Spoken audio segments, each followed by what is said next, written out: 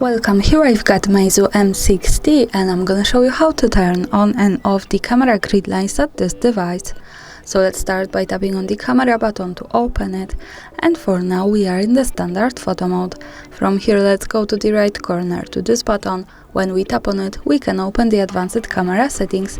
At the first place now we have the grid lines option, so by using this button from the right we can turn them on and turn them off as we need.